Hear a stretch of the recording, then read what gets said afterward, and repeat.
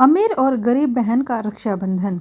रक्षाबंधन का दिन था। रेशमी अपनी रसोई में पकवान बनाने में व्यस्त थी क्योंकि उसके पति अमन की दोनों बहनें अपने भाई को राखी बांधने आने वाली थी।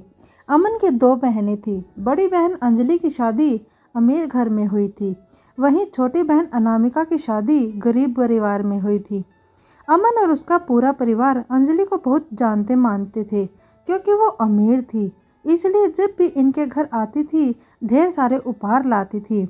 इस सब के लिए महंगे कपड़े, बच्चों के लिए ढेर सारी मिठाइयाँ लाती थी, इसलिए उसके आने का इन सबको इंतज़ार रहता था। वहीं अनामिका गरीब थी, इसलिए वह अंजलि जितना सामान नहीं लाती थी, पर उनसे बहुत प्यार करती थी। उस दिन भी अमन का पूरा परिवार अंजलि की राह देख रहा था। अनामिका पहले आ गई, दोनों बच्चों को चॉकलेट्स की थैली देती है। उसे देख रेशमी मन ही मन सोची, बेकार सी मिठाई लेकर आ गई, 500 का नोट लेकर जाएगी। बिना मन से उसको अंदर बुलाई।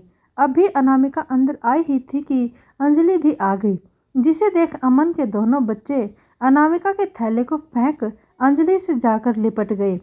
वह उनके लिए ढेर सारे उपहार और महंगे महंगे कपड़े लाई थी।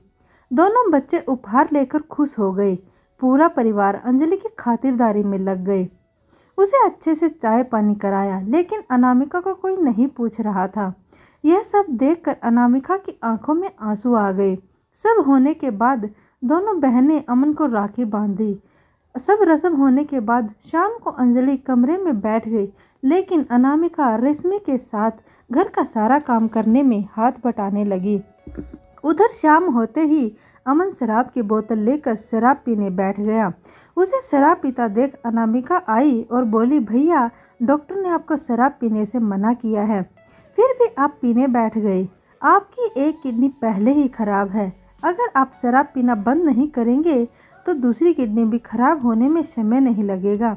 अमन बोला, तुम परेशान मत हो, मुझे कुछ नहीं होगा, थोड़ा सा ही पी रहा हूँ, इतने से कुछ नहीं होता है, तुम चिंता मत करो। सभी लोग अंजलि से बात कर रहे थे, अनामिका से कोई बात नहीं कर रहा था। अनामिका को उनका व्यवहार बहुत बुरा लग रहा था, इसलिए वह अपने घर जाना बेहतर समझती है। वह अपने घर चली गई। अमन और रेशमी अंजलि को रात में रुकने को कहते हैं, इसलिए अंजलि रात में वहीं रुकी थी। अगले दिन सुबह अपने घर गई। 2 दिन बाद अमन की तबीयत बहुत खराब हुई, उसको अस्पताल में भर्ती करना पड़ा। डॉक्टर ने बताया कि अमन की दोनों किडनी खराब हो चुकी हैं और उनके पास कोई किडनी दान करने वाला नहीं है। अब अमन को बचाने का एक ही रास्ता है कि उसे कोई किडनी दान करने वाला मिल जाए। डॉक्टर ने सलाह दिया कि यदि परिवार में कोई किडनी दान करेगा तो ही जान बचाई जा सकती है। जांच में रेशमी का ब्लड ग्रुप अमन के ग्रुप से नहीं मिलता है। रेशमी अंजलि को फ़ोन कर बड़ी उम्मीद से अस्पताल बुलाती है, उसे सारी बात बताती है, लेकिन अंजलि अपनी किडनी दान करने से साफ मना कर देती है। बोलती है, भाभी मैं अपनी किडनी नहीं दे सकती, मेरे ससुराल वाले कभी भी इस बात के लिए राजी नहीं होंगे। अगर आपको पैसों की ज़रूरत होगी तो बताना, वो मैं कर सकती हूँ। यह सब बोलकर अमन से बिना मिले घर चली गई। बोली, मैं कल भैया से मिलने आऊँगी, लेकिन दोबारा न आई, न ही फ़ोन कर हालचाल पूछा।